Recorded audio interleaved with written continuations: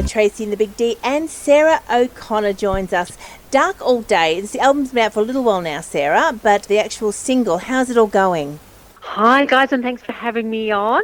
Yeah, it's going really well. Well, it was going really well, and we were planning to tour it. Everything got put on hold recently. It's getting lots of airplay on the radio, which has been terrific, and lots of streams online, which has been great. Oh, straight away you just said then, so all plans were halted. So what happens now with the planning?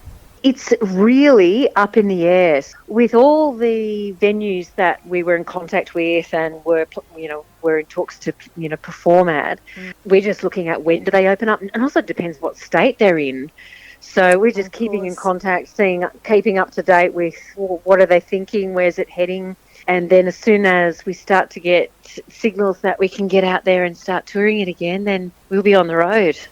So what are you doing in the meantime when, a lot of people are saying, we've all got hands down at the moment, we're sort of wallowing around doing nothing, but a lot of people are actually doing a lot more than what they had planned on doing. So what has Sara O'Connor got plans? Yeah, well, I've got a little mantra that I made for this time, and my little mantra was get better at something every single day.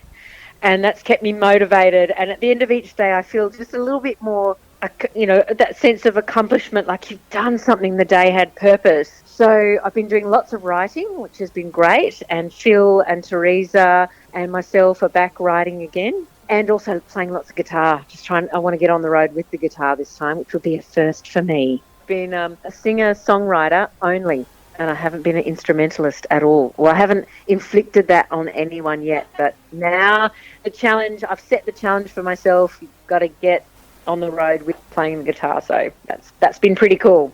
You come from a musical background, we know. Had it been a tough thing that, being a vocalist and not playing the instruments? The short answer is no, not really. I think it limited me personally. It's always better to be able to play your own music and be able to get out there on your own, but not the songwriting. I've managed to collaborate with people who have just been very patient with me as I've got my ideas from my head and my heart into their head and into their fingers. So they play playing the piano or playing guitar, and from there then you get the rest of the band in to sort of build it out from there. So I think it makes more sense to be a vocalist, instrumentalist as well, and I feel like it came a point where I just have to.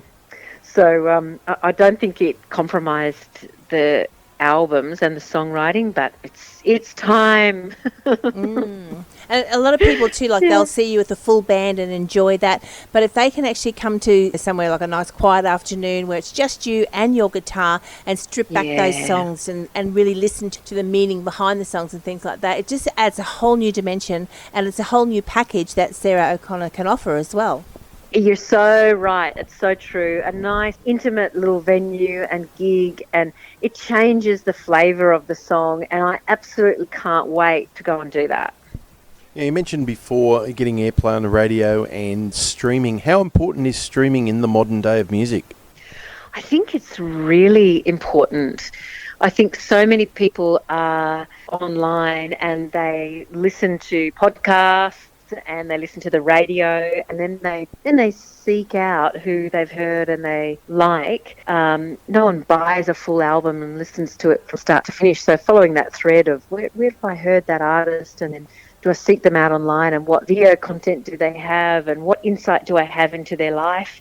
There seems to be a lot more that people want to know about the artist or the band through streaming, not only the music, but sort of getting an insight into their world and their process. And how do people get an insight into your world? Is it Facebook? Is it Instagram? What is the best platform for you for people to get a hold of your music and to find out more about you? Yeah, Facebook and Instagram is probably the best. Sara O'Connor Singer is my page, and from there you can get links to all the videos and interviews and behind the scenes music that I've been doing. Got a little IGTV thing happening, and there's the YouTube as well. This year was a big year for me to get some more collaborations happening and get more content out there. So I've got a project running called 12 Sessions, which is every month, so 12 months. Every month there's a collaboration with a different artist, and it's just a Yeah, sitting around working on a song together and then just playing it, putting it up online and go, this is our interpretation of that song. It's not an original, they're always a cover, but they're always slightly different, and they feature maybe just one or two other artists. It's been a really lovely process, not only to connect with other musicians, but just to get together and go, what do we want to say with this song and how are we going to do it? And it's not all the stage and lights and sound equipment. It's pretty raw, but it's pretty lovely. Sara O'Connor, we really look forward to catching up with you in person in the near future. Be on the lookout for Sara O'Connor and give her a like if you get onto one of her social media pages. So good to catch up with you. We'll talk again soon.